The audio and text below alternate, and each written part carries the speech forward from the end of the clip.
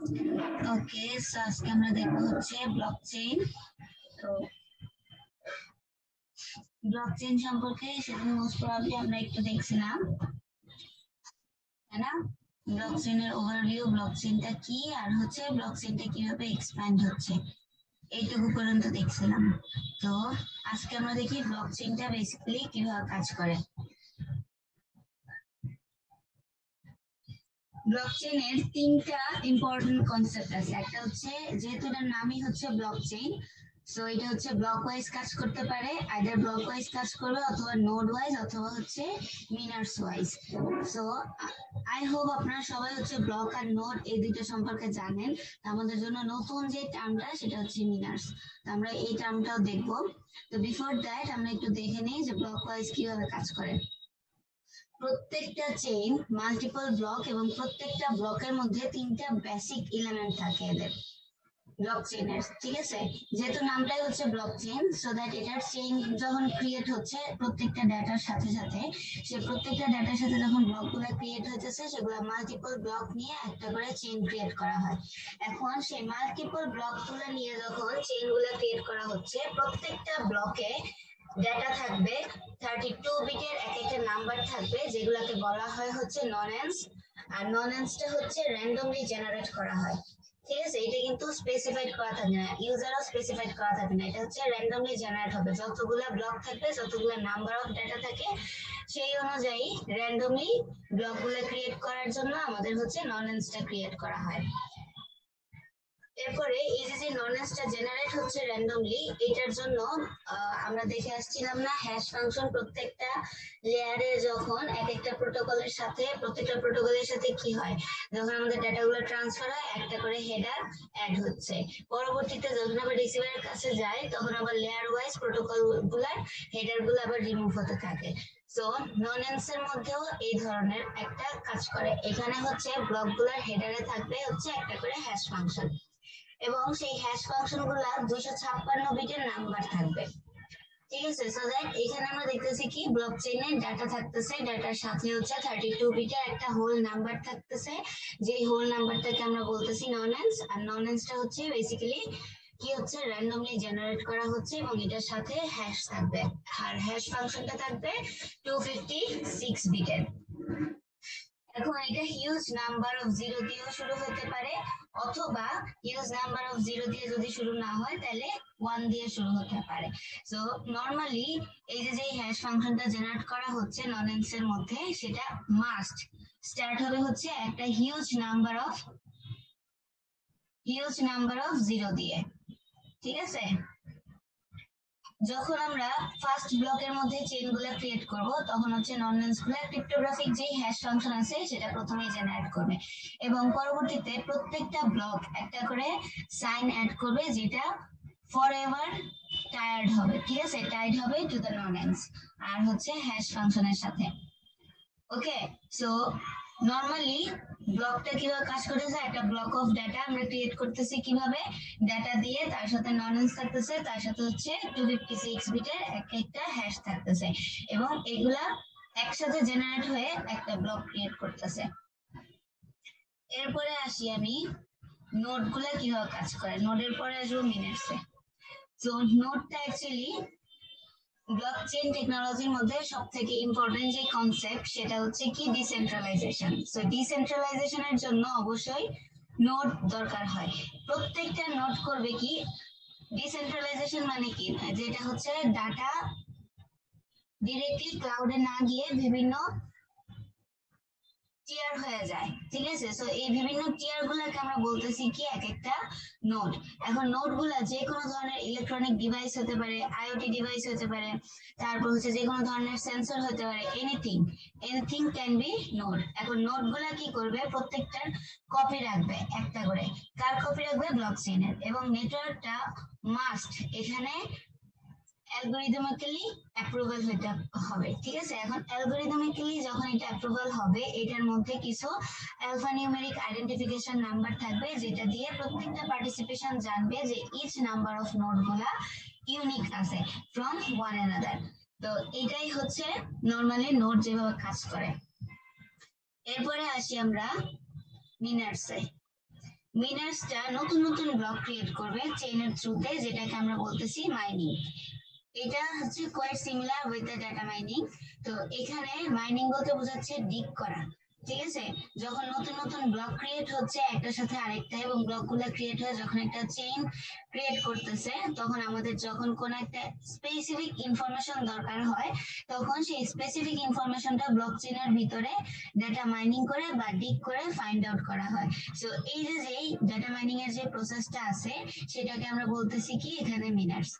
So মিনার্সটা হচ্ছে ব্লকচেনের প্রত্যেকটা ব্লকের মধ্যে এটা একটা ইউনিক ননেন্স আর হচ্ছে হ্যাশ ফাংশন থাকবে, কিন্তু এটার সাথে একটা রেফারেন্স হিসাবে আমরা এর প্রিভিয়াস ব্লক চেইনের যে ব্লকটা ইউজ করছিলাম তার একটা হ্যাশ ফাংশন ইউজ করব। সো দ্যাট এটা করবে কি, আমার প্রিভিয়াস যে ডাটাটা আছে সেটার সাথে আমার নেক্সট ডাটার একটা কানেকশন বিল্ড আপ করবে। ওকে, বুঝা গেছে? এই কোনো রেসপন্স নাই কেন? ওকে, সো ব্লকচেন কিভাবে কাজ করে এই তিনটা ওয়েতে, একটা হচ্ছে কি আমাদের ব্লক ওয়াইজ, একটা হচ্ছে মিনার্স ওয়াইজ, আর একটা হচ্ছে কি নোড ওয়াইজ। এবার আমরা দেখি এই ব্লকচেনের ইউজেস গুলো আমরা কোথায় করি। ক্রিপ্টোকারেন্সি বা হচ্ছে এই যে আমরা যে দেখছি বিটকয়েন, বিটকয়েন নামটা এখন খুবই প্রচলিত।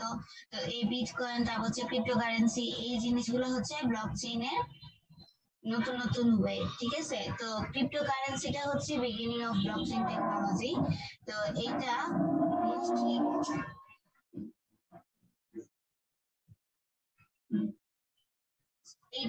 Mostly well known is in the cryptocurrency, ঠিক আছে? ক্রিপ্টোকারেন্সি গুলো হচ্ছে কি বেসিক্যালি ডিজিটাল কারেন্সি বা টোকেন, যেটা বিটকয়েন, তারপরে হচ্ছে গিয়ে এই যে লাইট কয়েন বা বিভিন্ন ধরনের নতুন নতুন যে মেকানিজম গুলো আছে সেগুলো বাই এন্ড সেল করার জন্য বর্তমানে ইউজ করা হয়।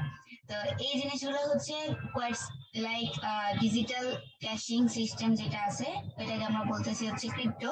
তো এখানে ক্রিপ্টো দিয়ে আমরা হচ্ছে যে কোনো ডিজিটাল পেমেন্ট করতে পারি, তারপরে হচ্ছে গিয়ে ডিজিটাল লেনদেন করা যায় হচ্ছে বিটকয়েন দিয়ে। আবার বিটকয়েনের একটা স্পেসিফিক অ্যামাউন্ট পর্যন্ত যাওয়ার পরে সেটা আবার ক্যাশ উইথড্র করা যায় উইথ একটা মেশিন আছে, ওই মেশিনে গিয়ে তারপর হচ্ছে বিটকয়েন গুলা ড্রপ করলে কিভাবে জানি হচ্ছে ওখান থেকে হচ্ছে অ্যামাউন্ট গুলাও কারেন্সিতে হচ্ছে কনভার্ট করা যায় আর কি। যাই হোক, ক্রিপ্টোটা হচ্ছে কি আমাদের ব্লকচেইন অ্যাক্ট করবে বোথ পাবলিক লেজার হিসাবে এবং cryptographic security system wise, so that এটা অনলাইন ট্রানজিশনের জন্য অলওয়েজ রেকর্ডেড এবং সিকিউর থাকে। আচ্ছা, এখন আপনারা হচ্ছে এই জিনিসটা একটু পড়েন, পরে পরে একটু নিজে নিজে বোঝার ট্রাই করেন যে হাউ ডাজ ক্রিপ্টোকারেন্সি ওয়ার্ক। ওকে, আমি একটু আসতেছি। আমি কিন্তু এসে জিজ্ঞাসা করবো যে কি বুঝছেন এখান থেকে।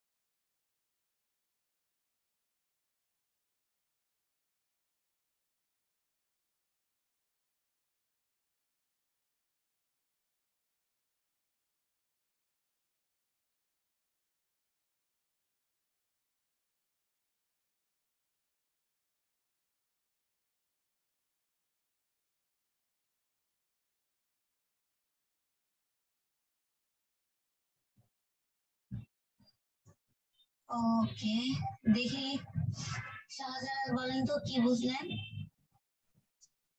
স্যার, ম্যাম, এখানে পরে যেটা বলছি যে ব্লকচেইন একটা হচ্ছে মাধ্যম যেখানে হচ্ছে আমরা যে ট্রানজেকশন গুলো করব, সেই ট্রানজেকশন গুলো হচ্ছে রেকর্ড করবে এবং এটা সিকিউর রাখবে। এখন এই ট্রানজেকশনটা আমরা কিভাবে করব, সেটা হচ্ছে আমরা ডিজিটাল একটা ওয়ালেট ইউজ করব, যেখান থেকে আমরা ডিজিটালি হচ্ছে কোনো একটা কিছু পারচেস করব, এবং এই যে আমি যে পারচেস করতেছি এখানে যে নিউ ইউজার বা নিউ যে মালিক আছে তার যে রেকর্ডটা, সেটা হচ্ছে এই ব্লকচেইনটা হচ্ছে রেকর্ড করে রাখবে এবং এটাকে ইন্ডিকেট করে রাখবে। এইভাবে হচ্ছে এই টোটাল বিষয়টা হচ্ছে কাজ করে ক্রিপ্টোগ্রাফি, ক্রিপ্টোকারেন্সি। ওকে, ওকে, ভেরি গুড। আচ্ছা, সো ক্রিপ্টোকারেন্সিটা হ্যাঁ এইভাবেই কাজ করে। নরমালি হচ্ছে এটা বিটকয়েন, আমরা যেগুলো জানি যে বিটকয়েন গুলো হচ্ছে ডিজিটাল থেকে ক্যাশ বা হচ্ছে পে করার জন্য বিভিন্ন ওয়েতে এটাকে ইউজ করা হয় এবং সেটা দিয়ে আমরা অনেক কিছুই পারচেস করতে পারি। তো বাংলাদেশে হচ্ছে এই জিনিসটা নাই, কিন্তু আমি আমি যখন হচ্ছে মালয়েশিয়ায় ছিলাম আমাদের হচ্ছে প্রত্যেকটা ইসের একটা করে হচ্ছে অ্যাপ থাকতো, যে অ্যাপের মধ্যে হচ্ছে এই যে এই ধরনের ডিজিটাল কারেন্সি ইউজ করা যাইতো আর কি। তো ওই ডিজিটাল কারেন্সিটা টাচ এন্ড গো একটা ওয়ালেট আছে। ওই টাচ এন্ড গো ওয়ালেটটার মধ্যে হচ্ছে যে পরিমাণে আমরা খরচ করতেছি, বা এটা হচ্ছে নর্মালি মেট্রো রেলের জন্য ইউজ করা হয় আর কি। তো এটার মধ্যে হচ্ছে আমরা যে পরিমাণ খরচ করব সেই অনুযায়ী একটা অ্যামাউন্ট ওই ওয়ালেটে এসে জমা হয়। দেন হচ্ছে একটা সার্টেন অ্যামাউন্ট হওয়ার পরে আপনারা চাইলে সেই অ্যামাউন্টটা আপনাদের ব্যাংকের কার্ডে ট্রান্সফার করতে পারেন, অথবা আপনারা চাইলে সেটা ইউজ করে পরবর্তীতে কোনো একটা ট্রানজিশনও করা যায় অনলাইনে। তো এগুলাই হচ্ছে নর্মালি ক্রিপ্টোকারেন্সি বা বিটকয়েন। আমি যেখানে মাস্টার্স করছিলাম ইউনিভার্সিটি অফ মালয়, আমাদের মালয়েশিয়াতে একটা ল্যাবই ছিল এই ক্রিপ্টোকারেন্সি উইথড্রয়ালের বিটকয়েনের জন্য। তো ওখানে হচ্ছে it's quite similar with the ATM বুথের মতো। তো ওখানে যাওয়ার পরে যারা হচ্ছে গিয়ে আপনার বিটকয়েন গুলাকে ট্রানজিশন করার জন্য বা ক্যাশ উইথড্র করতে চায়, তারা হচ্ছে ওখান থেকে এই জিনিসগুলাকে ক্যাশ উইথড্র করতে পারে। তো এটার জন্য আলাদা একটা ল্যাব আছে, আলাদা একটা মানে এটিএম এর মতো একটা মেশিন আছে আর কি। তো ওগুলা দিয়ে ইয়ে করা যায়। বাংলাদেশে এখন মনে হয় করছে, আমি দেখলাম দুই একটা ইসের মধ্যে আছে, বুথের মধ্যে আছে, ইবিএল এ আছে দেখলাম সেদিন। তারপর হচ্ছে আরো কয়েকটা বুথে আছে। আস্তে আস্তে এই জিনিসগুলো আমাদের দেশেও ডেভেলপ হচ্ছে। সো ইন ফিউচার আপনারা এই জিনিসগুলা এখন করতেছেন, পরবর্তীতে ইন প্র্যাকটিক্যালি এই জিনিসগুলা দেখতে পাবেন।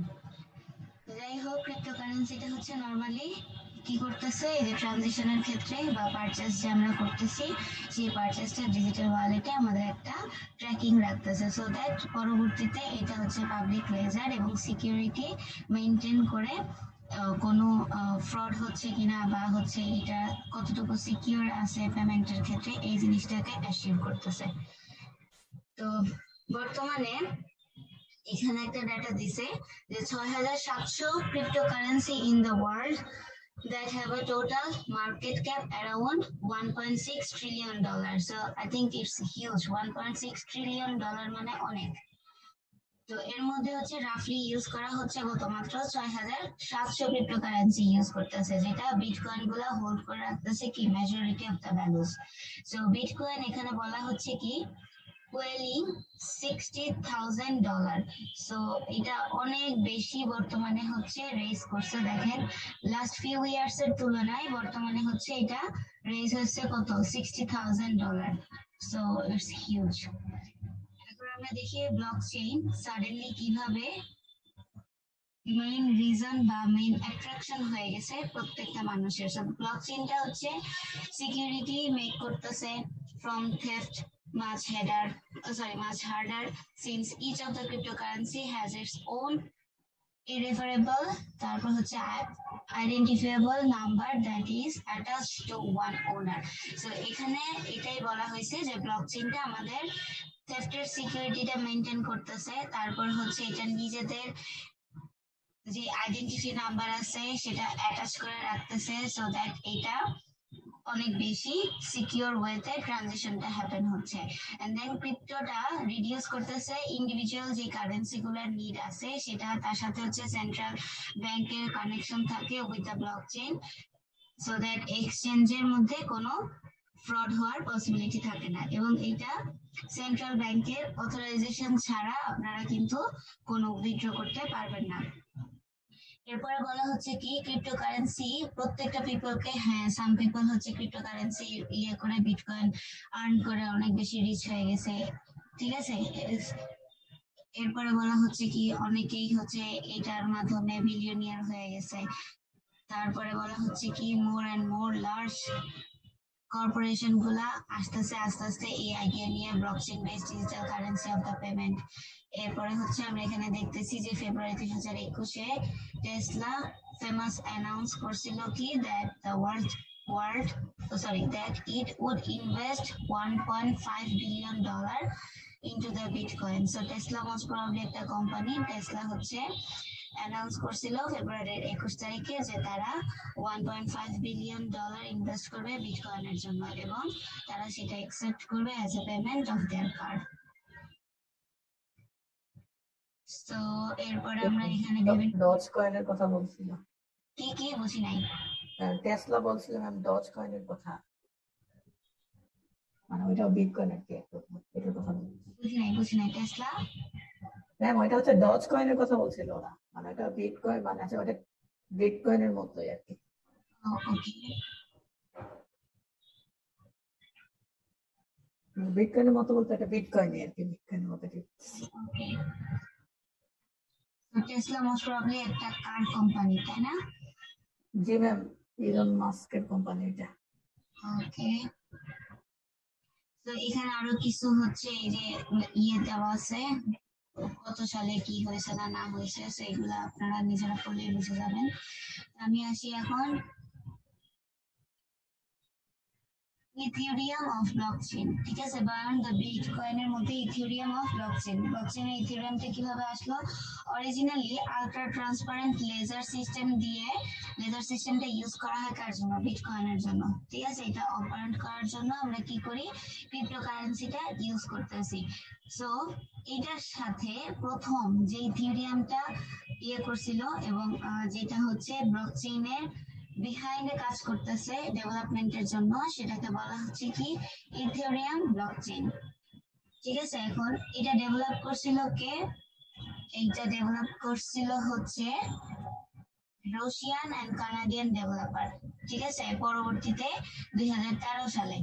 সো 2013 সালে রাশিয়ান কানাডিয়ান ডেভেলপার, তার নাম হচ্ছে কি ভিটলিক Buterin published a white paper that proposed a platform যেটা combine করছিল ট্রেডিশনাল ব্লকচেইন ফাংশনালিটি গুলাকে with one key difference। এখন সেই একটা কি ডিফারেন্সটা হচ্ছে execution of the computer code. So that এই কম্পিউটার কোডে যে এক্সিকিউশন তারা হচ্ছে একটা কি ডিফারেন্স ফাইন্ড আউট করছিল, সেখান থেকেই এই ইথিওরিয়াম প্রজেক্টটা ডেভেলপ করা হয়েছিল আর কি, মানে এইটার থিওরিটা তখন বের হয়েছিল, তাদের মাথায় আসছিল। এন্ড দেন তারা হচ্ছে এই জিনিসটা নিয়ে যখন আরো বেশি রিসার্চ করে তখন তারা বুঝতে পারে যে না ঠিক আছে, আমরা যদি হচ্ছে অরিজিনাল ট্রানজিশনের ক্ষেত্রে আমরা হচ্ছে একটা ডিজিটাল ট্রানজিশনেরও সিস্টেম রাখতে পারি। সো দ্যাট তারা তখন এটা নিয়ে ঘাটাঘাটি করলো, ঘাটাঘাটি করার পরে তারা চিন্তা করলো যে ওকে ফাইন, সো আমরা যদি এইভাবে এই প্রসেস গুলো ফলো করি তাহলে হচ্ছে এইটা ডিজিটাল ট্রানজিশন মেক করা পসিবল হবে। সো বর্তমানে হচ্ছে আমরা ইথিওরিয়াম ব্লকচেইন ডেভেলপারদের যে থিওরিটা ছিল সেটার উপর বেস করে ব্লকচেইনের যে কাজগুলো আছে সেগুলো নিয়ে আমরা এখন বর্তমানে অনেক বেশি কাজ করা হইতেছে।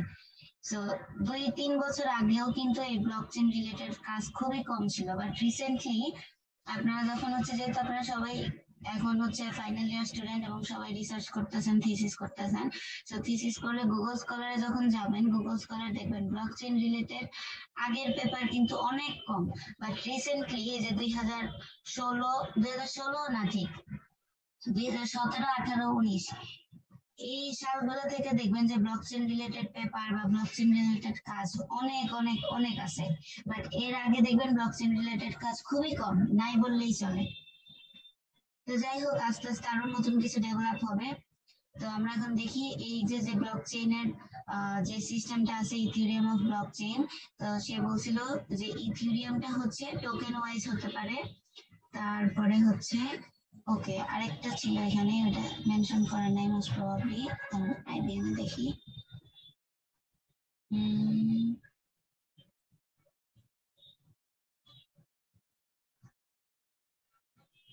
আচ্ছা এখানে হচ্ছে এটা মেনশন করা নাই।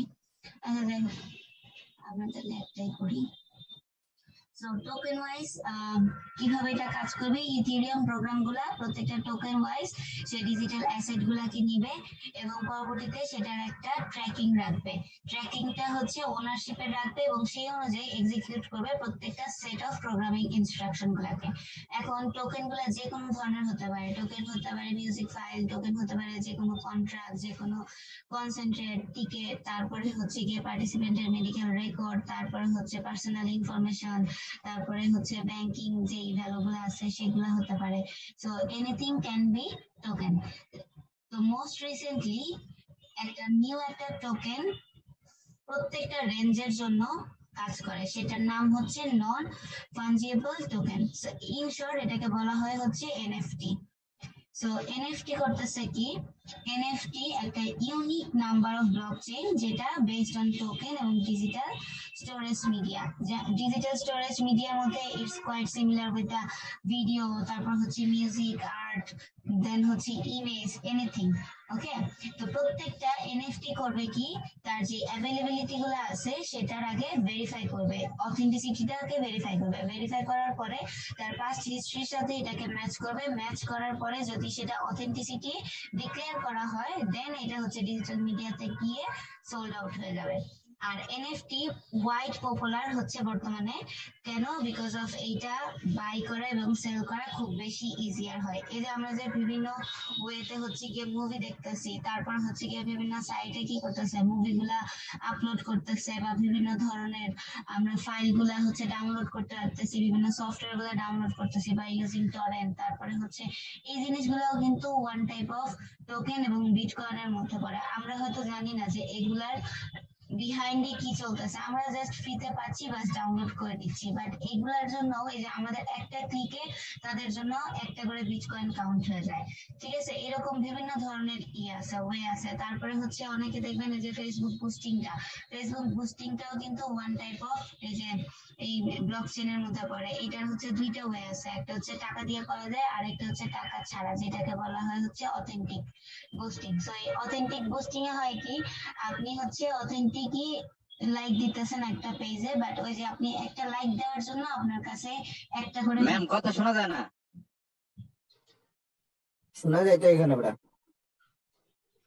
আমি তো ক্লিয়ার শুনতেছি। ওকে,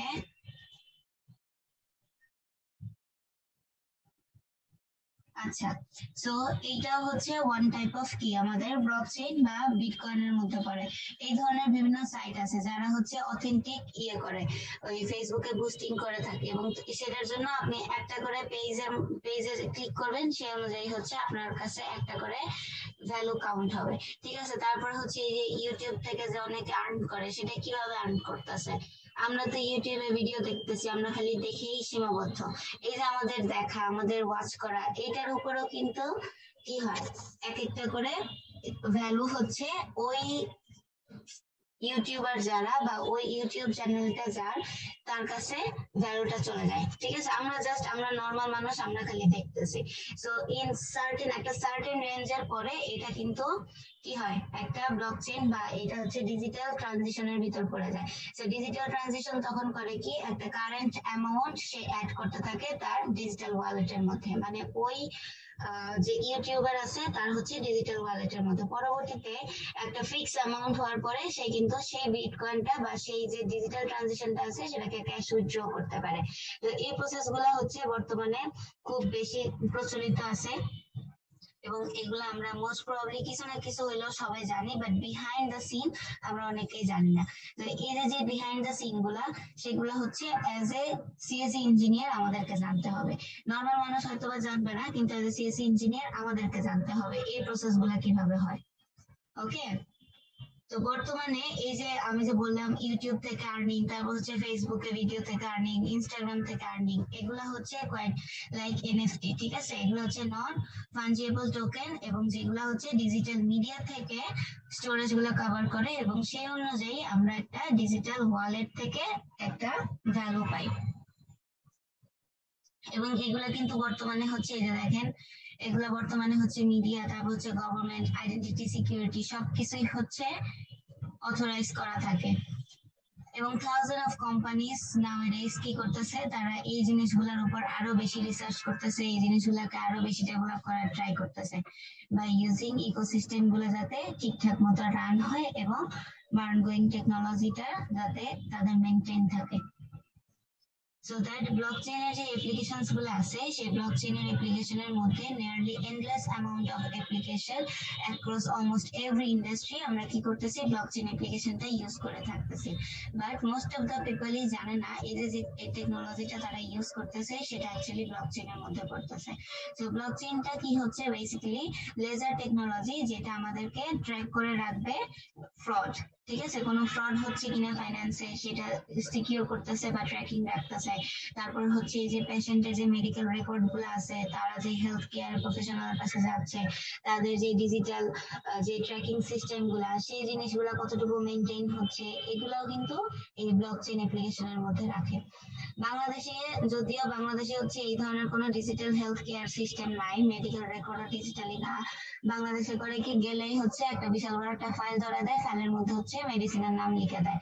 বাট বাইরের কান্ট্রি গুলা আপনি হচ্ছে যাবেন, গেলে হচ্ছে আপনি ডাক্তারের কাছে যখন করবেন আপনার কোনো কিছু ধরাবে না, জাস্ট হচ্ছে ওরা কম্পিউটারে আপনার হচ্ছে আইডেন্টিটি করবে, তারপর হচ্ছে আপনাদেরকে মেডিসিন নেওয়ার জন্য বলে দিবে যে অমুক ফার্মেসিতে যান, অমুক ফার্মেসিতে যাবেন, আপনার একটা টোকেন নাম্বার ধরায় দিবে, দেন হচ্ছে ওই টোকেন নাম্বারটা নিয়ে ফার্মেসিতে যাবেন, টোকেন নাম্বারটা দিবেন, তারা আপনার ডাটা বের করবে, বের করে যে মেডিসিন গুলো আপনার দরকার সেগুলো শুধু দিয়ে দিবে।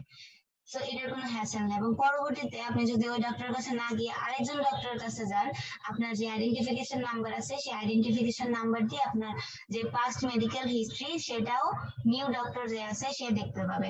তো এই যে যে জিনিসগুলো মেনটেন করা, তারপর হচ্ছে গিয়ে এই যে হেলথ রেকর্ড গুলা হচ্ছে একই সাথে বিভিন্ন হসপিটালে হচ্ছে বিভিন্ন হসপিটালের ডাক্তার বা বিভিন্ন ক্লিনিকের ডাক্তাররা হচ্ছে আপনার সব ইনফরমেশন গুলা বা আপনার পাস্ট হিস্ট্রি গুলা জানতে পারতেছে।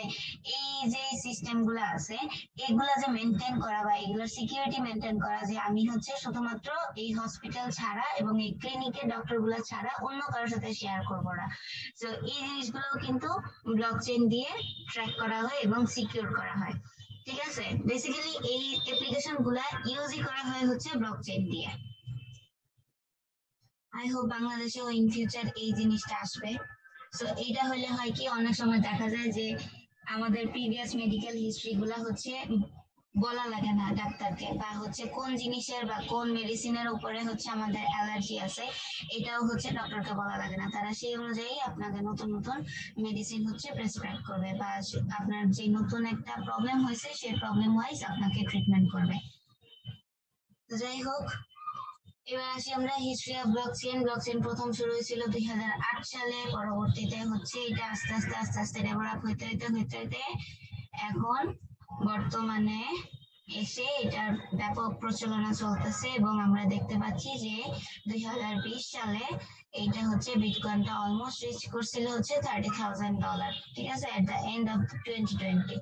তো আমরা পরবর্তীতে দেখতে পাবো যে এটা আরো বেশি হয়েছে। So at the end of 2021 we will see 2021 সালে 65,000 উঠছিল। 65,000 উঠছিল। ওকে, ভেরি গুড। সো আপনি এটা আমাদের পুরাতন ডাটা, মানে আপনি যে এটা হচ্ছে আপনার এই লাস্ট মানে হিসাব করে 2021 সাল যখন শেষ হয় 2022 সাল যখন শুরু হবে তখন আবার এই 2020 সাথে আবার 2021 এর যে ডাটাটা আছে সেটা আবার অ্যাড হবে। ওকে, বুঝি নাই। দিকে এটা ছিল 10,000 এরকম, তারপরে হঠাৎ করে এখন মানে অনেক বাড়ছে। এখন অনেক বাড়ছে, তারপরে পরে দেখবেন যে এটা আরো বাড়ছে। ইন্ডিয়া পাকিস্তানে সব জায়গায় আছে, কিন্তু বাংলাদেশে বৈধতা দিচ্ছে না। বিটকয়েনটা হচ্ছে বাংলাদেশে আবার দেখলাম আমি সেদিন ওই যে বিটকয়েন রিলেটেড কি যেন একটা কাজ করতেছিল, তারপর হচ্ছে একজনকে ধরেও নিয়ে গেছে। আমি বুঝলাম ম্যাম ওইটা ওই জন্য না, ওইটা হলো স্ক্যামিং করছে, কিন্তু ওই পেমেন্ট বা বিভিন্ন এইগুলো আর কি একজন ইউজ করছে এই জন্য আর কি এটা দিছে। ও আচ্ছা আচ্ছা, কিন্তু এটা তো সবকিছু ট্র্যাকিং আছে, সবকিছুই করা যায়, ইন্ডিয়াতেও আছে সবকিছু। হ্যাঁ এখন আবার এই দিছে যে পার্সোনাল ভাবে একজন চাইলে অ্যাসেট হিসাবে করতে পারবে, এখন আবার একটা নির্দেশনা দিয়েছে এখন আবার কাজ করতেছে, কারণ ইন্ডিয়াতে দিছে এই জন্য বাংলাদেশে আর কি এটা নিয়ে কাজ করতেছে। ইন্ডিয়াতে দিকে দেখে বাংলাদেশেও দিবে, বাংলাদেশের নিজস্ব কোনো ইয়ে নেই। যাই হোক, এগুলো অ্যাকচুয়ালি পলিটিক্যাল ব্যাপার স্যাপার, এগুলো নিয়ে আমাদের কথা না বলাই ভালো। ওকে, সো এই গেল হচ্ছে আমাদের ব্লকচেইন রিলেটেড থিওরিয়াম গুলা। সো এখান থেকে হচ্ছে ব্লকচেইন টপিক গুলো আমরা দেখবো, এন্ড দেন এই আইবিএম টেকনোলজি বা আইবিএম ব্লকচেইনের ব্যাপারে যে জিনিসগুলো বলছে সেখান থেকে হচ্ছে আমরা ব্লকচেইনের ফান্ডামেন্টালস, ব্লকচেইন কিভাবে কাজ করে এটা অলরেডি দেখছি, ব্লকচেইনের কিছু ইউজেস দেখবো, আর হচ্ছে বেনিফিট গুলো দেখবো। সো এগুলো আমরা ইন প্রিভিয়াস দেখে ফেলছি, how it works এটাও দেখছি। বেনিফিট, ওকে, সো ব্লকচেইনের বেনিফিট কি? আচ্ছা, ব্লকচেইনের বেনিফিট কি কেউ একজন আমাকে বলেন তো। ম্যাম এটা হচ্ছে ট্র্যাক করা যাবে না, যে কোনো ট্রানজাকশন যদি করে কেউ, এটা হচ্ছে কোনো অথরিটি কোনো ট্র্যাক করতে পারবে না। যেমন আমি আপনাকে পাঠাইছি, এটা হচ্ছে আমার কোনো সিগনেচার থাকবে না, বা হচ্ছে আমি যে এক্সেলে পাঠাইছি এটা আপনিও জানবেন। তাহলে কি হবে? তাহলে হচ্ছে গভর্নমেন্ট হচ্ছে মানে হচ্ছে কাউকে ট্র্যাক করতে পারবে না। এটা হচ্ছে মানে একটা হচ্ছে ট্র্যাক করা যায় না। তারপরে হচ্ছে আরো কি কি আছে? না, এটা হচ্ছে ট্র্যাক করা যায়, গভর্নমেন্ট যদি ওইভাবে না না ট্র্যাক করতে পারবে না। ওটা হ্যাশকি দিয়ে কখনো ট্র্যাক করা যাবে না, গভর্নমেন্ট বলিস আর যাই বলিস। কিছু এক্সচেঞ্জার যে আছে যেরকম গভর্নমেন্টের নির্দিষ্ট, ওইগুলাতে ই করা যায়। না না না, বিটকয়েন আইডি তো এটা, যে হচ্ছে কেউ কারো ট্র্যাক করতে পারবে না, কোনো নোট কারণ মানে হ্যাঁ, ওইটা হলো ডিজিটাল ওয়ালেট যেগুলো আছে ওইগুলো ট্র্যাক করতে পারবে না, কিন্তু নির্দিষ্ট কান্ট্রি ওয়াইজ যে এক্সচেঞ্জার গুলো আছে ওইগুলাতে ট্র্যাক করা যায়, কারণ ওইগুলাতে ব্যাংক অ্যাকাউন্ট এগুলা দিয়ে ভেরিফাই করা লাগে। আর যেগুলো হলো ডিজিটাল ওয়ালেট আছে যেগুলো, ওইগুলাতে কোনো ট্র্যাক করা যায় না। বিটকয়েন তো সবই মাইনিং হবে, তো এখানে কেন চাইতেছিস? না না, বিটকয়েনের একটা ডিজিটাল অ্যাড্রেস আছে, আর এই অ্যাড্রেসটা যদি যে দেশে বৈধতা দেয় তাহলে তো ওই দেশে ওইভাবে একটা সিস্টেম করা হয় যে এই অ্যাড্রেসটার সাথে একটা বাংলাদেশের যদি ধর বৈধতা দিত, তাহলে বাংলাদেশের একটা ব্যাংক অ্যাকাউন্টের সাথে এটা একটা কানেক্টেড থাকতো, যে ভেরিফাইড থাকতো, আইডি দিয়ে ভেরিফাইড করা লাগে, যেমন ইন্ডিয়াতে। আর যেগুলো হলো ডিজিটাল ওয়ালেট, ওইগুলোতে আবার বাংলাদেশে ব্যাংক দিয়ে তুই এক্সচেঞ্জ করতে পারবি না, কিন্তু ওই আবার ওই এই জন্য আর কি নির্দিষ্ট একটা এক্সচেঞ্জার সব দেশের আছে, একটা দুইটা করে এরকম আছে। ওকে, সো ব্লকচেইনটা হচ্ছে নরমালি পার্সোনাল ট্র্যাক করা যায় না, কিন্তু কান্ট্রি ওয়াইজ ট্র্যাক করা যায়। আলমগীর ঠিকই বলছিল, বিকজ অফ এখানে হচ্ছে থার্ড পার্টির যে ভ্যালিডেশনটা আছে সেটা রেকর্ড করে রাখা হয়। ওকে, আর হচ্ছে এই যে আমরা যদি কান্ট্রি ওয়াইজ যে অথেন্টিসিটি নাম্বারটা আছে এটা যদি না থাকে, তাহলে কোনো উইথড্রয়ালের ক্ষেত্রে কিন্তু এটা সেন্ট্রাল ব্যাংকের অথরাইজেশন লাগে। সেন্ট্রাল ব্যাংকের অথরাইজেশন ছাড়া আপনারা বিটকয়েন থেকে ক্যাশ উইথড্র করা যাবে না, ঠিক আছে, বা ক্যাশ উইথড্র করতে পারবে। ওইটাই তো আইডিয়া ছিল। হ্যাঁ, সো এইটার জন্য হচ্ছে কান্ট্রি ওয়াইজ একটা ট্র্যাকিং নাম্বার থাকে, যে ট্র্যাকিং নাম্বারটা হয়তো আপনি নাও জানতে পারেন, but in the mean time আপনি যখন ব্লকচেইনটা ইউজ করবেন তখন আপনার বাংলাদেশে কাজ করতেছে যে কিভাবে এগুলা আনা যায়। হ্যাঁ, বাংলাদেশে কাজ করতেছে না, বাংলাদেশে আমি দেখলাম ইডিএল এর একটা বুথের মধ্যে এরকম আছে, বিটকয়েন থেকে হচ্ছে ক্যাশ উইথড্র করা যায়। ওই পল্লব যে আছে উনি মানে ব্লকচেইনের কি জানি একটা ইউজ মানে একটা শুরু করবে, মানে বিটকয়েন বা এগুলো না, ব্লকচেইন তো সবকিছুতে করা যায়, যেরকম ট্রেনের যে ডিজিটাল ট্রেন গুলা যে আছে সবকিছুতে এগুলো না না না, ব্লকচেইন তো অন্য জিনিস, বিটকয়েন তো অন্য জিনিস। ব্লকচেইন তো আইডিয়াটা, আর বিটকয়েন হচ্ছে ব্লকচেইন ইউজ করে বানানো হয়েছে। এটা তো হ্যাঁ, ব্লকচেইন আইডিয়াটা ইউজ করে বিটকয়েনটা করা হয়েছে, এক্স্যাক্টলি সেটাই। সো দুইটার কিন্তু দুই রকম। ওকে, আলমগীর, দুইটা তো আলাদা জিনিস। হ্যাঁ, দুইটা আলাদা না, দুইটা বলা যায় যে একই, বাট একটার উপর বেস করে আরেকটা করা হয়েছে। প্রথমে কোথা থেকে ব্লকচেইনটা প্রথমে বিটকয়েন থেকে আসে,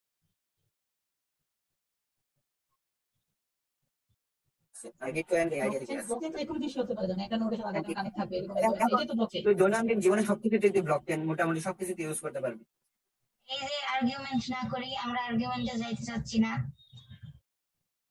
চুল টানাটানি করে করেন, বাসায় করেন, বা দেখা হইলে তখন করেন, এখন না, ক্লাসে না, ঠিক আছে? তো ক্লাসে আমি জাস্ট সিম্পলি জিজ্ঞাসা করছি what is the benefit of block chain, not bitcoin. So block চেইনের যে বেনিফিট গুলো আছে, ব্লক চেইন গুলো কি করতেছে, গ্রেটার ট্রাস্ট প্রোভাইড করতেছে আমাদেরকে, তারপর হচ্ছে সেই অনুযায়ী একটা সিকিউরিটি মেনটেনেন্স করতেছে, এন্ড দেন হচ্ছে এটা অনেক বেশি efficiency. Why this is more efficiency? Because of এইটা আমাদের টাইম ওয়েস্টিংটা কম করাচ্ছে, এবং প্রত্যেকটা নেটওয়ার্ক এবং সেই অনুযায়ী প্রত্যেকটা যে মেম্বার আছে তাদের মধ্যে লেজার গুলা মানে সেম ওয়েতে ডিস্ট্রিবিউট করতেছে। ওকে, ম্যাম এফিশিয়েন্ট কথাটা মিলে না ম্যাম। ব্লকচেন মানে হচ্ছে বিটকয়েন ট্রান্সফার করতে হলে অনেক সময় লাগে ম্যাম। বিটকয়েন করতেছি না আমরা, ব্লকচেন করতেছি। বিটকয়েনে আছে, কিন্তু টিআরএক্স একটা আছে বা আরো অনেক আছে, এগুলো তোর 1 সেকেন্ডে 4000 ট্রানজেকশন করে। কিন্তু বিটকয়েনের তুই যদি ডলার বেশি দেশ, ফি বেশি দেশ, তো ট্রানজেকশন বেশি স্পিড হবে। ফি যদি কম দেশ, তো ট্রানজেকশন লো হবে, ট্রানজেকশন স্পিড। আর যেটা টিআরএক্স আছে এটা তোর 1 সেকেন্ডের মধ্যে অনেক অনেক স্পিডে হয়। এরকম হাজার হাজার কয়েন আছে, ওকে, ইমপ্রুভ করছে আর কি এগুলো। সো এই যে ব্লকচেন 101 in 5 minutes, সো এখানে হচ্ছে গিয়ে ইন শর্টে বলা আছে ব্লকচেন কি, ব্লকচেন কিভাবে এক্সপ্যান্ড হয়েছে, তারপর হচ্ছে ট্রেসেবল সাপ্লাই চেইন, দেন হচ্ছে কি ব্লকচেন বিল্ডস ট্রাস্ট, গুলা কিভাবে হয়। সো আপনারা চাইলে এগুলা হচ্ছে মানে ভিডিও সরি অডিও ফাইল আছে, এগুলা প্লে করে শুনতে পারেন। এখানে হচ্ছে প্রত্যেকটার আন্ডারে এগুলা ডেসক্রিপশন গুলা দেওয়া আছে, ঠিক আছে? সো এটা প্লে করলে এটা ডেসক্রিপশন গুলা জানতে পারবেন বা আরো ডিটেইল জানতে পারবেন। যাই হোক, এরপর আসি যে types of the blockchain network. Public blockchain network আছে, প্রাইভেট ব্লকচেন আছে, তারপর হচ্ছে পারমিশনাল ব্লকচেন নেটওয়ার্ক আছে, কনসোর্টিয়াম ব্লকচেন আছে। সো টোটাল হচ্ছে 1 2 3 4টা আছে। এর মধ্যে পাবলিক যে ব্লকচেন গুলো আছে, পাবলিক ব্লকচেন গুলাতে হচ্ছে যে কেউ জয়েন করতে পারবে to participate such as bitcoin, ঠিক আছে? সো বিটকয়েনটা হচ্ছে কি পাবলিক ব্লকচেন নেটওয়ার্ক। সো এটার একটা ড্রব্যাক আছে, ড্রব্যাকটা হচ্ছে কি এটা সাবস্টেন্সিয়াল কম্পিউটেশনাল পাওয়ার লাগবে এটার জন্য, তারপর হচ্ছে যে ছোট অথবা কোনো প্রাইভেসি থাকবে না ফর দ্য ট্রানজিশন, ঠিক আছে? হয় অল্প প্রাইভেসি থাকবে অথবা কোনো প্রাইভেসি থাকবে না ফর ট্রানজিশন, এবং এটা হচ্ছে কি উইক সিকিউরিটি।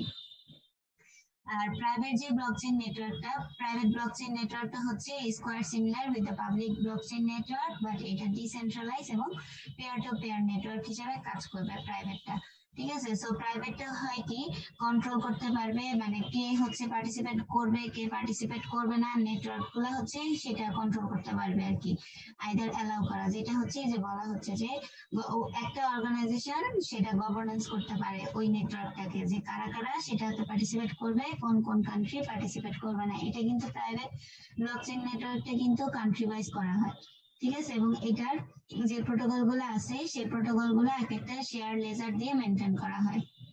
ওকে, আর পারমিশনের ব্লকচেন নেটওয়ার্ক যেটা, এই পারমিশনের ব্লকচেন নেটওয়ার্কটা হচ্ছে ছোট ছোট যে প্রাইভেট ব্লকচেন গুলো আছে সেগুলাকে বা কারা হচ্ছে এই জিনিসটা সেট আপ করতেছে, এই জিনিসগুলো মনিটরিং করার জন্য বা ট্র্যাকিং এ রাখার জন্য আমরা হচ্ছে পারমিশনের ব্লকচেন নেটওয়ার্কটা ইউজ করব, সো দ্যাট এটা অনেক বেশি ইউজ করা হয় হচ্ছে প্রাইভেট ব্লকচেন নেটওয়ার্ক গুলো গ্রো আপ করার জন্য, এবং সেই সাথে এটার মধ্যে কিছু পাবলিক ব্লকচেন নেটওয়ার্কটাও আমরা এখানে প্রোভাইড করতে পারি, সো দ্যাট এখানে এটা করলে বা পাবলিক ব্লকচেন নেটওয়ার্ক গুলো যদি আমরা পারমিশনেট করি তাহলে হচ্ছে এটার মধ্যে একটা বেনিফিট পাওয়া যায়, সেই বেনিফিটটা হচ্ছে how many people's are using the bitcoin, আমরা সেটাকে ট্র্যাক করতে পারবো। ওকে, এরপরে হচ্ছে উইদাউট অথরাইজেশন বা হচ্ছে পারমিশন ছাড়া অন্য কোনো ইউজার বা অন্য কোনো পার্টিসিপেন্ট কিন্তু সেই ব্লকচেন নেটওয়ার্কের মধ্যে জয়েন করতে পারবে না।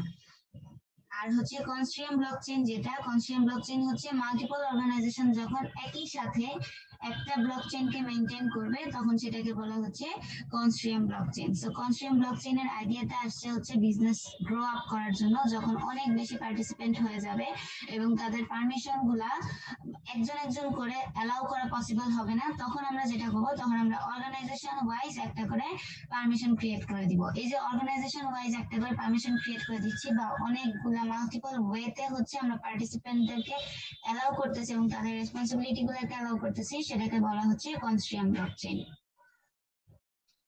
ঠিক আছে, এরপরে আসি ব্লকচেইনের সিকিউরিটি। ব্লকচেইনের সিকিউরিটি হচ্ছে এটা রিস্ক ম্যানেজমেন্ট সিস্টেমের জন্য অনেক বেশি ইউজ করা হয়, সো দ্যাট এখানে ব্লকচেইনের যে অ্যাপ্লিকেশনস গুলো আছে সেগুলো মোর সিকিউর হয় এবং সেই অনুযায়ী এটার যে রিস্ক ম্যানেজমেন্টটা আছে সেটা অনেক বেশি রিডিউস করা পসিবল হয়। ব্লকচেইনের ইউজ কেস আর এটার অ্যাপ্লিকেশন এগুলো আপনারা জানেন। এই যে freshing sea food from the moment আমরা হচ্ছে এই জিনিসগুলা কট করার জন্য ব্লকচেইন টেকনোলজি ইউজ করে থাকি। Cryptocurrency is the common term. And then হচ্ছে কি transforming health care overcome the blockchain. তারপর হচ্ছে আরো বিভিন্ন কোয়ালিটি আছে, তা হচ্ছে গ্যাস ইন্ডাস্ট্রি, সাপ্লায়ার রিলেশনশিপ। তারপর আইওটি তো হচ্ছে ব্লকচেইনের একটা হিউজ এরিয়া। সো আইওটি হচ্ছে বলা চলে যে বর্তমানে ব্লকচেইন এবং আইওটি রিলেটেড অনেক কাজ আগাচ্ছে এবং সেই সাথে আর্টিফিশিয়াল ইন্টেলিজেন্সিটাও কাজ করতেছে। So blockchain for the industry এগুলো হচ্ছে হাবিজাবি দেওয়া আছে, এটা নিজেরা পড়লে বুঝতে পারবেন।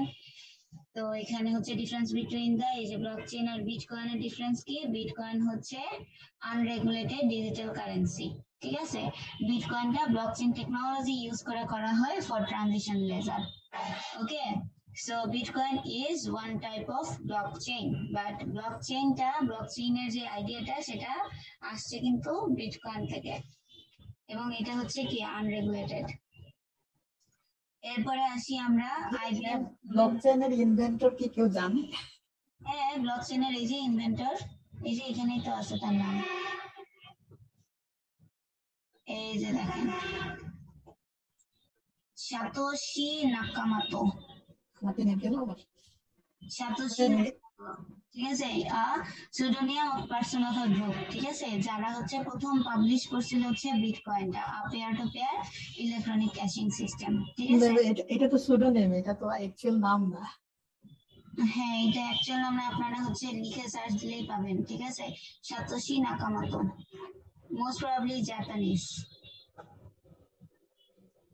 ওকে, এবং পরবর্তীতে তারা হচ্ছে যে বিটকয়েনের আইডিয়াটা রিলিজ করছিল আর কি, ঠিক আছে। এন্ড দেন পরে হচ্ছে এই যে সাতোশি নাকামোটো সে হচ্ছে এই যে সাকসেসফুলি বিটকয়েনের ট্রানজিশনটাও সে হচ্ছে সাকসেসফুলি করছিল এবং পরবর্তীতে এই যে সায়েন্টিস্ট হাল ফিনি ওরা হচ্ছে একটা পেপার রিলিজ করছিল, পরে ওইটা থেকে হচ্ছে আইডিয়াটা আসছিল। হ্যাঁ, এরপরে এই যে দেখেন ফ্লোরিডার একজন প্রোগ্রামার আছে, তার নাম হচ্ছে লাসজাও হেনিসিস, ঠিক আছে। উনি ফার্স্ট এবার পারচেজ করছিল বিটকয়েনটা। তারপরে হচ্ছে দুইজন পাপা জনস পিজাস, ঠিক আছে, এন্ড দেন হচ্ছে হায়ানচি ট্রান্সফার করছিল এতগুলা বিটকয়েন, ঠিক আছে, $60 এট এ টাইম, একটা টাইমে।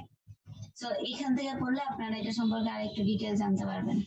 আচ্ছা, আমি একটু আসতেছি, হ্যাঁ 2 মিনিট।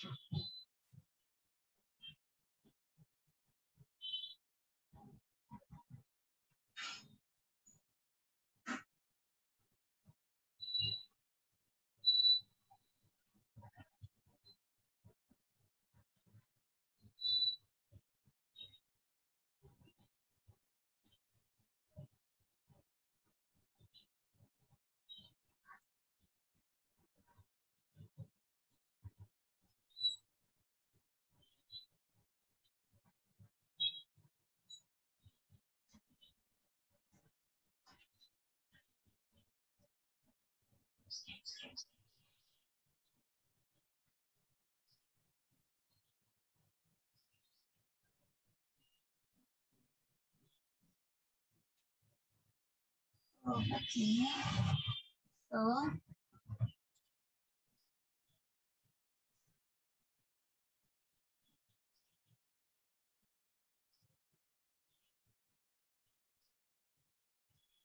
ওকে, সো দ্যাট এরপরে হচ্ছে কিভাবে ব্লকচেইন আইবিএম হচ্ছে ব্লকচেইন প্ল্যাটফর্ম এবং হচ্ছে সেটার হাইপারলেজার আইবিএম এর সাথে কিভাবে রিলেটেড দেখেন।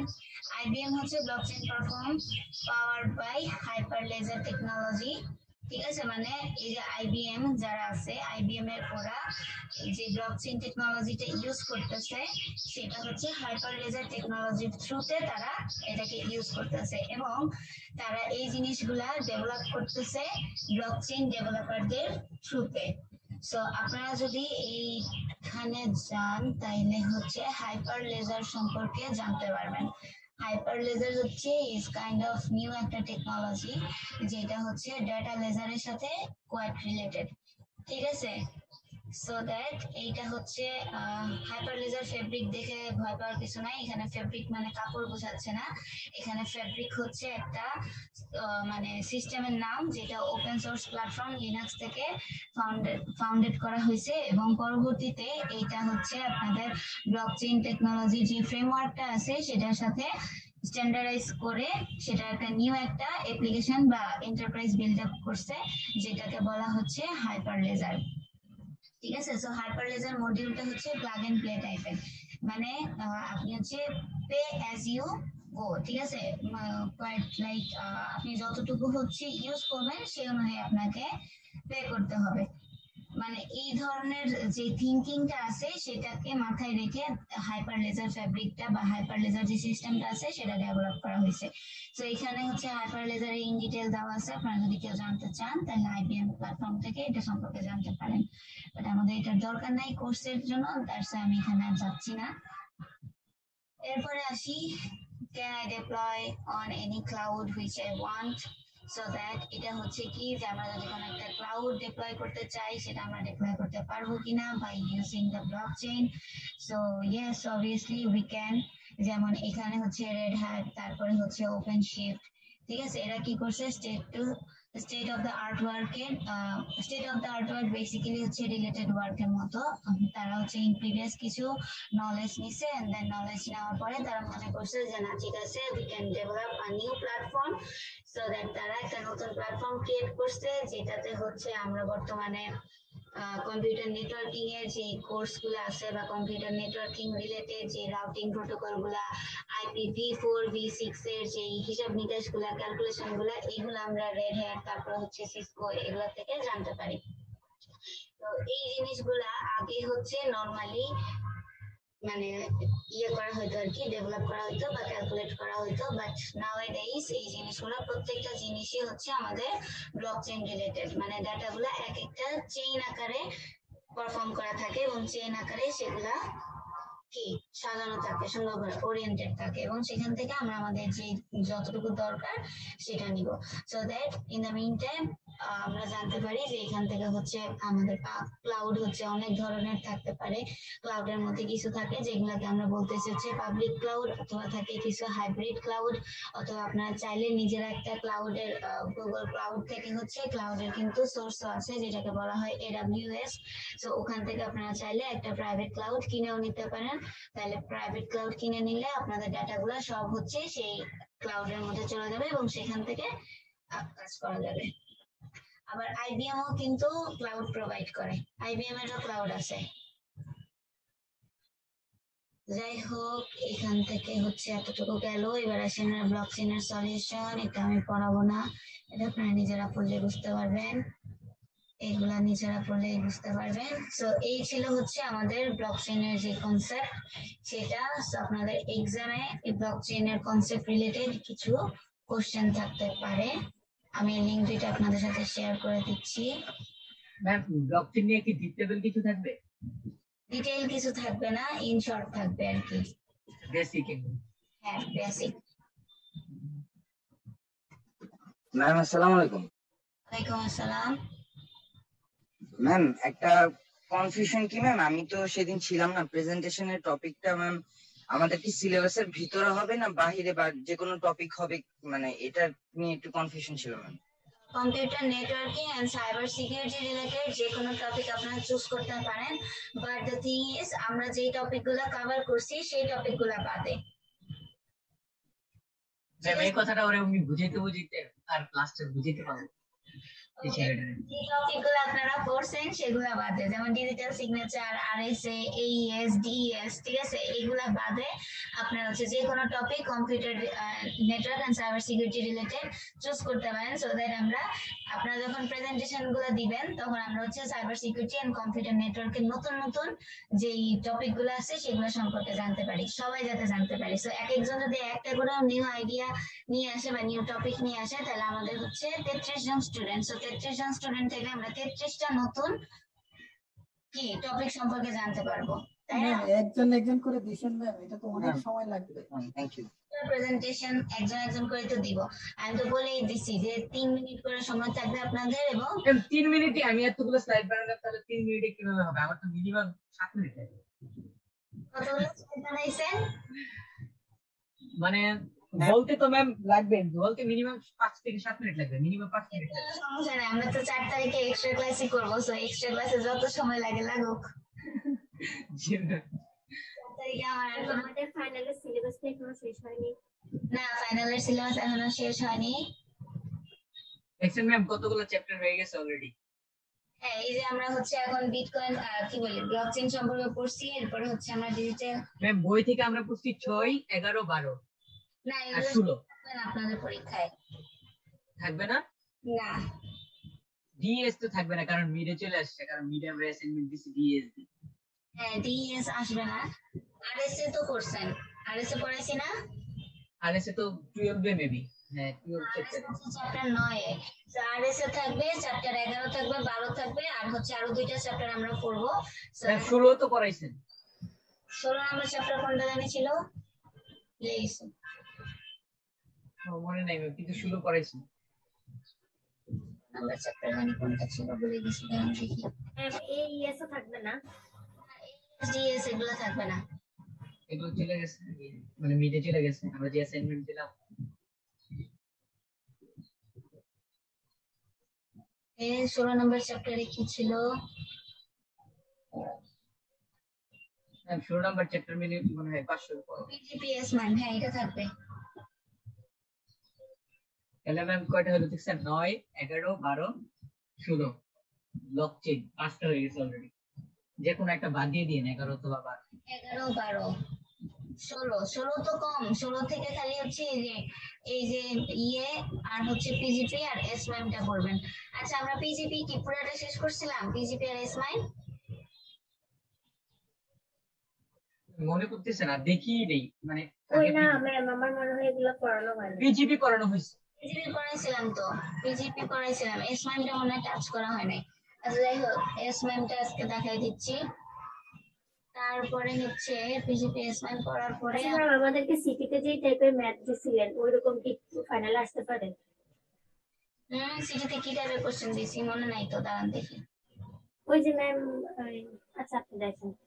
এটা না,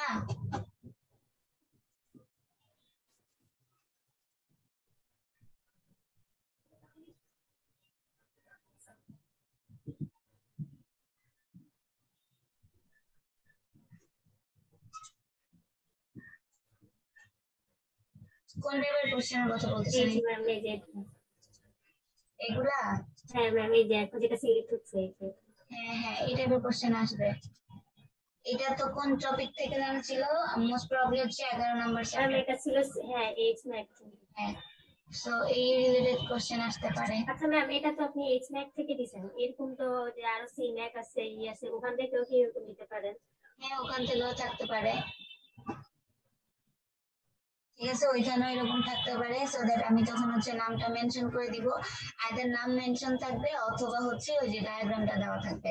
সো দ্যাট যদি ডায়াগ্রাম দেওয়া থাকে তাহলে একটু মাথা খাটায় বের করতে হবে যে কোনটার সাথে রিলেটেড। আর যদি ডিরেক্টলি নাম দেওয়া থাকে তাহলে তো আপনাদের জন্য খুব ইজি। এইচ ম্যাক থাকলে এইচ ম্যাক এর রেসপেক্টে বলবেন, সি ম্যাক তাহলে একটু দেখেন তো আমাদের সিটির ম্যাথটা হয়েছে নাকি, তাহলে আমাদের জন্য একটু ভালো হবে। ম্যাম এই ম্যাথ গুলো আমরা ক্লাসে করে নেই তো, এই জন্য একটু কনফিউজ, মানে কনফিউশন ক্লাসে করে নাই। এটা ম্যাম, এটা করাই দিয়েছিলাম তো।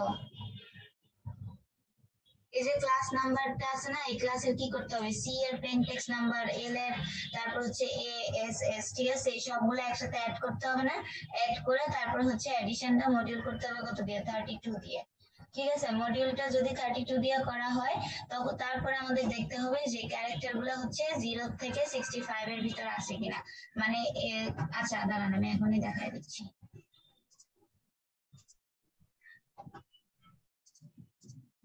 টেক্সট ছিল CLASS ক্লাস, ঠিক আছে? ক্লাসের সি এর ভ্যালু কত? 2, এল 11, তারপর হচ্ছে 0, 18, 18, ঠিক আছে? অ্যাড করলে কত আসে? 18, 19, 20, 20, 30, 40, 39। এই ম্যাম 39। 49 কে মড করতে বলছে কত দিয়ে কোশ্চেনে 35। সো 49 মড অফ 35 করলে কত আসে?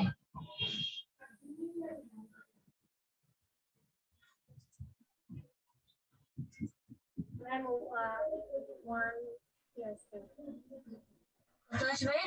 ম্যাম 14। 14। ওকে, তাহলে এটা ইকুয়ালস টু হচ্ছে কত? 14। দ্যাট মিন্স এটার যে ডিগেস্টের ভ্যালু আছে সেই ডিগেস্টের ভ্যালু হচ্ছে কত? 14। ঠিক আছে, এটার ডিগেস্টের ভ্যালু হচ্ছে 14। এবার আমরা দেখি এই যে এখানে যে বলছে রেঞ্জটা বিটুইন 0 এন্ড 65 রেঞ্জের মধ্যে পড়ে কিনা। হ্যাঁ, 0 কি সরি 14 কি 0 আর 65 এর ভিতরে পড়তেছে, দ্যাটস ওয়াই এটা কি অবশ্যই সিকিউর হবে। এই ডিগেস্টটা অবভিয়াসলি সিকিউর হবে। এখন কেন সিকিউর সেটা হচ্ছে এইচম্যাক এর রেসপেক্টে আপনারা ডেসক্রাইব করবেন। এখন যদি তাহলে এখানে আবার কি ডায়াগ্রাম দেখাবো? এই যে আপনি প্রথমে লজিংটা ডায়াগ্রাম দেখাইতে হবে না তো, আমি কি ডায়াগ্রাম দেখাইতে বলছি? ম্যাম এই যেখানে লেখা না white ডিগেসি Why the digest is not secure explain using the diagram. এই ডায়াগ্রামটা হচ্ছে ওই যে ম্যাকের যে ডায়াগ্রামটা ছিল সেই ডায়াগ্রামটা ইউজ করে দেখাবেন। এখন আগে এটার কনসেপ্টটা বোঝেন। এখানে বলা হচ্ছে 0 থেকে 65 এর মধ্যে, আর আমাদের ডিগেস্টের ভ্যালু আসছে কত? 14। সো 14 অবশ্যই কি হচ্ছে 0 এন্ড 65 এর ভিতরে আছে। যদি 14 না হয়ে এটা যদি 66 হইতো তখন কিন্তু আবার এটা সিকিউর হতো না। ওকে, তখন এটা সিকিউর হতো না, তখন আপনাদের বলতে হতো যে না দিস ডিগেস্ট ইজ নট সিকিউর। তখন যখন এক্সপ্লেনেশন আসতো এক্সপ্লেনেশনের মধ্যে দেখাই মানে ম্যাম সিকিউর হয়ে গেলে তখন আর ডায়াগ্রাম দিয়ে এক্সপ্লেন করার কিছু নেই। সিকিউর হয়ে গেলে ডায়াগ্রাম দিয়ে এক্সপ্লেনেশন আছে, নন সিকিউর হলেও ডায়াগ্রাম দিয়ে এক্সপ্লেনেশন আছে। আমি দেখাই দিচ্ছি, দাঁড়ান। যখন ডায়াগ্রাম বলা থাকবে তখন দুইটাই ডায়াগ্রাম ইউজ করে এক্সপ্লেন করতে হবে, সিকিউর হলেও সিকিউর না। কোশ্চেনটা একেবারে বুঝিনি। আমি বলে দিচ্ছি, দাঁড়ান দেখাই। আমি তো পরীক্ষার আগেও বলে দিলাম যে আবির কোশ্চেন করছিল না যে এটা নট সিকিউর, কেন নট সিকিউর, তখনও তো বলে দিছি যে কেন নট সিকিউর। ম্যাম আসলে এই প্রশ্নটা নিয়ে পরীক্ষা আমার একটু কনফিউজ হয়ে গেছিল। ওকে, ডায়াগ্রাম দিতে হবে কোনটা? মনে করেন যে এইচ ম্যাক আসে তখন হচ্ছে যে এইচ ম্যাকের এই ডায়াগ্রামটা দিবেন। ঠিক আছে, এইচ ম্যাকের আচ্ছা ম্যাম, এইচ ম্যাকের মনে করেন এই ডায়াগ্রামটা আমরা দিলাম, এরপরে কি লিখতে হবে? এক্স্যাক্টলি দেওয়া যাবে না। ঠিক আছে, এই ডায়াগ্রাম এক্স্যাক্টলি দেওয়া যাবে না। তো এখানে যখন বলা হচ্ছে যে মেসেজ ডিগেস্টের ভ্যালু হচ্ছে আমাদের এইটার জন্য আসছিল 14। ঠিক আছে, সো এটার জন্য হচ্ছে আমাদের ভ্যালু 14। এখন এখানে যদি আপনার ডিরেক্টলি একদম হুবহু এই ডায়াগ্রাম দেন তাহলে কিন্তু হবে না। এটা হচ্ছে মেসেজের ডিএস যেটা আসছে 14, এই 14 রিলেট করে আপনাকে হচ্ছে ডায়াগ্রামটা নতুন করে জেনারেলাইজ করতে হবে। সো দ্যাট নতুন করে জেনারেলাইজ আমরা করব কিভাবে? এখানে প্যাডিং টু বি বিটের জায়গাতে এখানে আমরা যে ডিএসটের ভ্যালু পেয়েছি 14 সেটা লিখবো। দেন আইপ্যাড হচ্ছে এটার সাথে আমরা অ্যাড করতেছি, বি বিট পুরাটা হচ্ছে গিয়ে আমাদের হচ্ছে 14। ঠিক আছে, সো দ্যাটস ওয়াই এখানে আমরা 14 দিচ্ছি, এন এর জায়গাতে 14 বিট। তারপর হচ্ছে এটার সাথে একটা ইন্টারমিডিয়েট এইচ ম্যাক অ্যাড হচ্ছে, তার সাথে প্যাডিং করতেছি আবার 14 বিটের। ঠিক আছে, তারপর বি বিটের একটু জায়গায় দেখাই দিতেন ম্যাম পরীক্ষার আগে, তাহলে তো ম্যাম 14। এইটুকু যদি মাথা কাটায় করতে না পারেন তাইলে কেমনে হবে বলেন? ম্যাম কোশ্চেনই তো আমাদের বেশিরভাগ মানুষ বুঝে না। করতে পারতে হবে। আচ্ছা একটু ডিএসটা ভ্যালু 14 আসছে, আমার তো মনে হয় 17 হয়ে গেছে শেষ অংশ।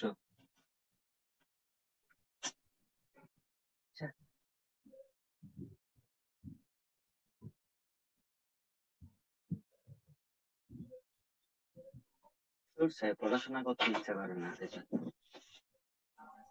করিস না করিস না। সাবির ভাই তুই মিউট করে এরকম ছাই ছাই কর। হ্যাঁ আমি বলতেছি, সবার সামনে বলতেছি যে আর পড়াশোনা করতে ইচ্ছা করে না।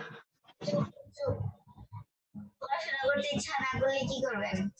হ্যাঁ পড়াশোনা করে তো এই যে কোশ্চেন বুঝি না বুঝাই, আমার ডিএস বেড়েছে 17, আপনি বলতেছেন এখন 14। হাই হাই, ছোটবেলায় একটা ডায়লগ ছিল, 14টা কেমনে বের করছে? 14টা কেমনে বের করছে? 14টা বের করুন কেমনে একটু দেখাবেন? এইটা যদি না পারো তাহলে কেমন হবে? দেখেন নাই কেন আন্দরে মাইট দিব? এই যে আমি তো কনভার্সন পুরোটাই দেখাই দিছি। এই যে এই কে বললো? দাঁড়ান দাঁড়ান দাঁড়ান, কে বললো যে এটা যদি না পারোস? ম্যামই তো বললো এই কথা। পার্টনার এটা এটা এই 49 কে মড, ম্যাম 49 কে মড করতে হবে 35 দিয়ে না 32 দিয়ে? 32 ছিল। এটা ভালো করে দেখেন তো ম্যাম, 32 না 35?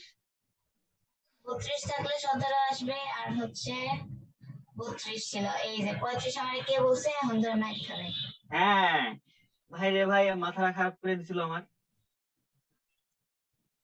ঠিক আছে ম্যাম, 17 ঠিক আছে, 17 আসবে তখন এই যে 17 কাজ করতে হবে। ঠিক আছে, 17 দিয়ে সবগুলাকে রিপ্লেস করতে হবে। আচ্ছা ম্যাম, হচ্ছে ওই ডায়াগ্রাম যদি কেউ ওরকম করে দেয় তো ওকে 0 দিবেন ম্যাম, একটা মার্কস দিবেন না? পার্শিয়াল মার্কিং নাই? পার্শিয়াল মার্কিং দেখাচ্ছি, দাঁড়ান আগে আমার ঠিক আছে। এখন এটার অ্যান্সার যদি ধরেন 17 না এসে, যেহেতু আমাদের রেঞ্জ ছিল হচ্ছে 0 থেকে 65 এর মধ্যে, দ্যাটস ওয়াই এটা কি সিকিউর ছিল, এবং মেসেজটা হচ্ছে আমাদের যে ডিগেস্ট এর ভ্যালু ছিল সেটা ছিল এই রেঞ্জের ভিতরে। এখন যদি এই রেঞ্জের ভিতরে না আসে, সাপোজ আমাদের রেজাল্ট আসছিল 66, 66 কিন্তু আমাদের এই রেঞ্জের ভিতর পড়তেছে না, তাহলে এটা নট সিকিউর। এখন নট সিকিউরটা আমরা কিভাবে দিব? এখানে প্যাডিং বিট হচ্ছে কত আমাদের 66, আর এটার রেঞ্জ হচ্ছে কতটুকু 65। ঠিক আছে, তখন কিন্তু আমাদের হচ্ছে এই যে 65 রেঞ্জ ধরে এটা পুরাটা করতে হবে। সো এটা পুরাটা 65 ধরে করার পরে আপনারা বলবেন যে as this is এটার রেঞ্জ হচ্ছে 0 to 65, সো মেসেজ ডিএস যখন 66 হয়ে যাবে then it is not possible to secure. ওকে, বোঝা গেছে? জি ম্যাম। আচ্ছা ম্যাম, এই ম্যাক সারা যদি আপনি এখন সিএমএক অথবা হচ্ছে ম্যাক অথবা এই যে এমডিসি এগুলো থেকে কোশ্চেন করেন, তাহলে কিভাবে করবেন? এরকমই নাকি আবার ওগুলাতে কিছু চেঞ্জ আছে? যদি হচ্ছে এইটার রেসপেক্টে এটা না দিয়ে যদি সিম্যাক দেওয়া হয়, তখন সিম্যাক এর জন্য এই যে মেসেজ ব্লক যেটা আছে সেটা আই না দিয়ে এখানে হচ্ছে তখন 17 দিবেন। তখন হচ্ছে 17 এর জন্য যতটুকু সেই ক্ষেত্রে ডিগেস্ট তো সেমই থাকবে, তাই না? ডিএস সেমই থাকবে, জাস্ট এই যে ডায়াগ্রাম গুলো চেঞ্জ হবে এবং সেই ডেসক্রিপশনটা চেঞ্জ হবে। আমাদের কাজটা তো হচ্ছে মেইনলি ডিগেস নিয়ে, তাই তো? ডিগেস সিকিউর কি সিকিউর না এটা নিয়ে আমাদের কাজ। হ্যাঁ, এখান থেকে কোশ্চেন আসতে পারে হচ্ছে এমডিসি ম্যাক। ঠিক আছে, এমডিসি থেকে যদি আসে, তারপরে র্যান্ডম ওরাকল মডেল, এগুলো থেকে অবজেক্টিভ রিলেটেড কোশ্চেন আসতে পারে। তারপরে হচ্ছে এই যে এখানে কোশ্চেন সেট অফ কোশ্চেন দেওয়া আছে, এগুলা রিভিউ কোশ্চেন গুলো একটু ভালো করে পড়বেন, তাহলে আইডিয়া পাবেন যে কিভাবে আসতে পারে। আর এক্সারসাইজ থেকে তো আমি বলেই দিছিলাম 11 করবেন, 12 করবেন, তারপর হচ্ছে 21 করবেন, আর হচ্ছে এই যে 24, 25, আর হচ্ছে 26 এর লাস্টেরটা। 26 এর হচ্ছে শুধু এইটুকু। আপনি কি মেল পাইছিলেন এই প্রশ্নের অ্যান্সার দিয়েছিলাম তখন? মেল পাইছি। যাক, আলহামদুলিল্লাহ। এইগুলা করলেই হবে। ওকে, তো আমি হচ্ছে এখন নেক্সট টপিকে পিজিপিএস মাইনে চলে যাই। খুবই কষ্ট হয়েছে ম্যাম, 1 ঘন্টার মধ্যে। 6 মিনিট আছে আর ম্যাম, 6 মিনিট আছে। ওকে, তো আপনারা হচ্ছে ব্লক চেইনটা একটু দেখে রাখবেন, তারপরে হচ্ছে আমরা নেক্সট পিজিপিএস মাইন আর হচ্ছে আরেকটা টপিক আছে, এটা একসাথে শেষ করে ফেলবো।